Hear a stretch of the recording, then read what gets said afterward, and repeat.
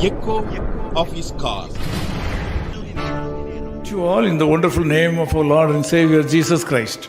आप सभी को हमारे उद्धारकर्ता प्रभु यीशु के नाम से नमस्कार। You know that our magazine Echo of His Call is published in 16 languages and sent by post and email throughout the world free of cost. शायद आप लोगों को पता होगा कि इको ऑफ हिस कॉल की तरफ से हम लोग की 16 भाषा में पत्रिका को छापते हैं और ये सारे मुफ्त में हम लोग पोस्ट के द्वारा ईमेल के द्वारा भेजते हैं। If you are not receiving it every month, please let us know your address and email address so that we can send them to you each month free of cost. अगर आप इस पत्रिका को हर महीना में नहीं मिल रहा है तो हमें संपर्क कीजिए ताकि हम लोग आप लोगों को भेज सके। Plenty of workers are involved in publishing and bringing out the copies of Echo of His Call each month. और हमारे प्रेस में बहुत सारे लोग इस छापने के लिए पत्रिका को छापने के लिए काम कर रहा है। They join me in sending love to you this morning. और ये सारे लोग मिल करके आप लोगों को नमस्कार बता रहे हैं। I have been enabled by the Spirit of God to speak to you regarding prayer. आज पवित्र आत्मा मुझे इस प्रकार अगवा दे रहा है कि ताकि मैं आप लोगों को प्रार्थना के बारे में बताऊं। During the past several weeks, the Lord has been speaking to me to pray and enable other people to pray for safety and protection of the world people. पिछले कई हफ्ता में मुझे पवित्र आत्मा इस प्रकार अगुवाई दे रहा है कि मैं आप लोगों के लिए संसार के लोगों के लिए प्रार्थना कर सकूं। Matthew chapter 26 verse 41 says like this. मत्ती उसका 26 का 41 पद में इस प्रकार कहा गया है, Watch and pray lest you enter temptation. जागते रहो और प्रार्थना करते रहो कि तुम परीक्षा में ना पड़ो। There is a great protection in prayer. प्रार्थना में बहुत बड़ा सुरक्षा हमें मिलता है। When you pray in the name of Jesus, your prayers will be answered. और जब हम यीशु मसीह के नाम से प्रार्थना करते हैं तो उसका मतलब हमें उत्तर जरूर मिलेगा। Each time you start praying, it means you are entertaining and bringing the presence of God into your life.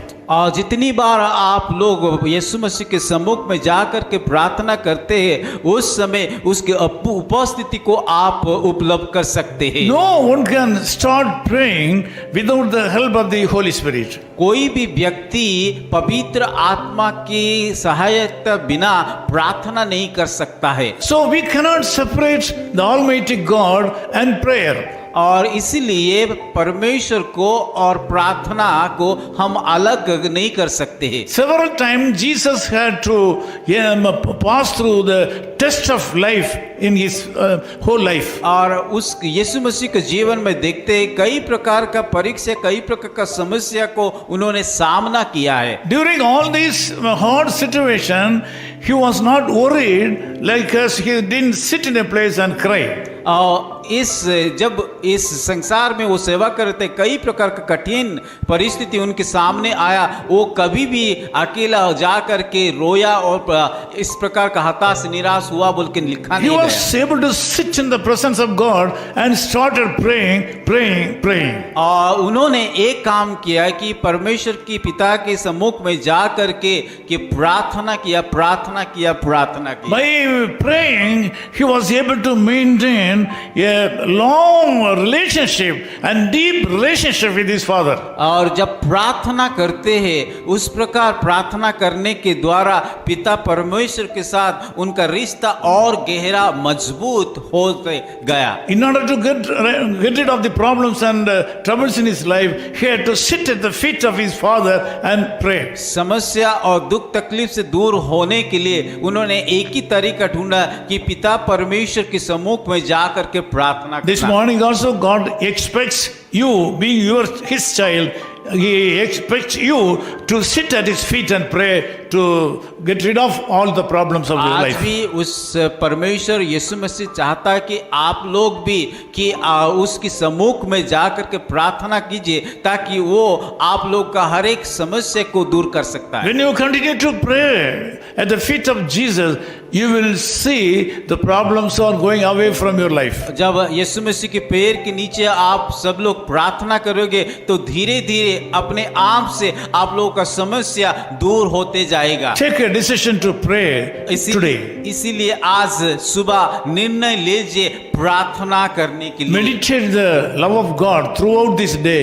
In this day, in the end of this day, you will be able to see the problems have gone. आज दिन भर में परमेश्वर का प्रेम के बारे में मनन कीजिए और प्रार्थना में रखिए ताकि परमेश्वर आप लोग का समस्या तकलीफ को धीरे धीरे दूर करेगा। Let us pray. आइए प्रार्थना करेंगे। Loving Father, I pray for my brothers and sisters from various parts of the world who have joined together with me in prayer. प्यारे खुदाबन, इस समय आपके सम्मुख में आकर के कि जितने सारे भाई और बहन मेरे साथ जुड़े हैं उन सारे लोगों के लिए मैं प्रार्थना कर रहा हूँ। I feel that most of the people are not able to get away from their troubles and problems and sickness and deaths.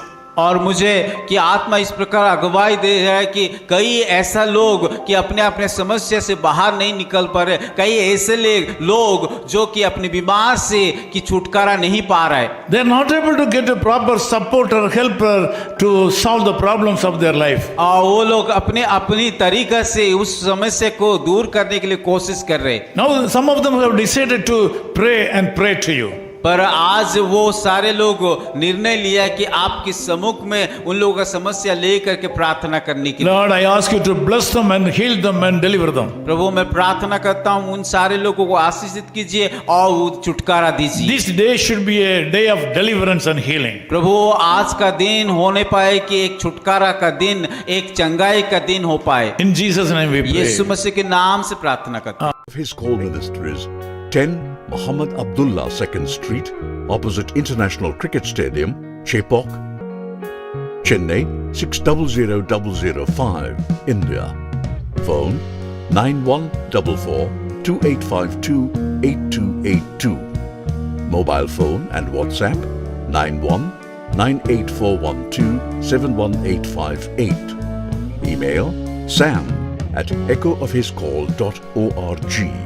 Website www.echoofhiscall.org. God bless you.